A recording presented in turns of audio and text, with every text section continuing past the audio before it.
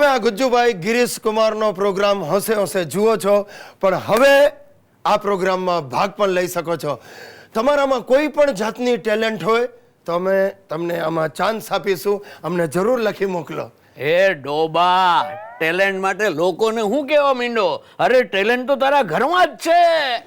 એ ગિરિયા મને ઈ કે આપણે જો મ્યુઝિક આલ્બમ બનાવવું હોય તો કેટલા પૈસા જોઈએ એમાં? કાંઈ નહીં, આપણે બનાવીએ તો પૈસા જોઈએ, પણ આપણે બનાવીએ જ શું કામ? અરે પણ તારે નથી બનાવવું, મારે તો બનાવવું છે ને.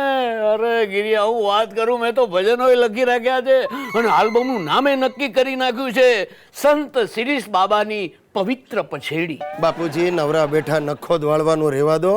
આ સંત શિરીષ બાબાની પછેડી કાઢવા જતા ઘરની ચાદરો વેચવાના વારા આવશે. હવે ચૂપ રે ડોબા, ધંધામાં તને શું ખબર પડે? અરે ગઈકાલના સંગીતકારો લારી ચલાવીને આજે આલિશાન બંગલામાં પહોંચી ગયા છે. એ ભલે પહોંચી ગયા, પણ આપણે આ તમારા ભજનોની સીડી બહાર પાડશું ને તો આ ફ્લેટમાંથી બહાર નીકળીને લારી ચલાવવાના વારા આવશે. અરે તને ખબર છે આજકાલ કેટલા બધા મ્યુઝિક આલ્બમો બહાર પડ્યા છે? બચ્ચું મારો બચરવાળ, પુરુષોત્તમ દાસના પ્રભાતિયા, સાડીમાં સુકાયો મારો માળીનો જાયો. પણ તમને ખબર છે આ બધા આલ્બમો લારીમાં પડ્યા સડે છે. આ જેણે બનાવ્યા છે, તૈયાર કર્યા છે ને, એની પણ સાંભળવાની હિંમત નથી થતી, એટલા અસહ્ય હોય છે આલ્બમો. એ ગમે હોય. અરે મેં તો ભજન લખીને ચોપડી છે ને મારા સંગીતકાર મિત્ર મનુ મલિકને મોકલાવી દીધી છે. અરે એને તો રેકોર્ડિંગ પણ શરૂ કરી દીધું છે. અરે સાંભળ, એને ગીત બનાવ્યું છે.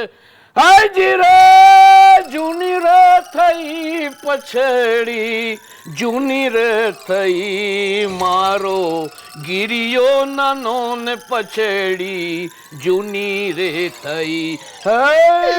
જૂની. બસ કરો બાપુજી, બસ કરો. મને વધારે ત્રાસ ના આપો ને તો મારું હાર્ટ ફેલ થઈ જશે.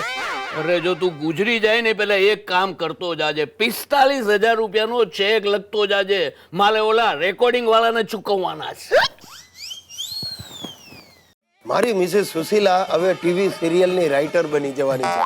શું છે, એને એટલી સિરિયલો જોઈ છે ને કે એને હવે લખાણ ઉપર પણ ગ્રીપ આવી ગઈ છે.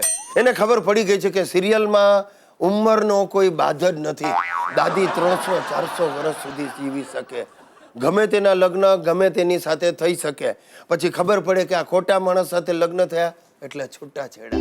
શું છે, જેટલો ગૂંચવાડો વધારે એટલી સિરિયલ હિટ. હવે આ સ્ત્રી પુરુષ સમવડી છે એવું પુરવાર કરવા માટે આજકાલના નિર્માતાઓ દોડતા થઈ ગયા છે. સ્ત્રીને પુરુષ કરતા 500 ગણી વધારે ચડિયાતી બતાવવા માંડી છે. અને પુરુષ તો બિચારો બાપડો જ સારો, દયામણો જ સારો, એવી જાતની સ્ટોરીઓ ચાલે છે.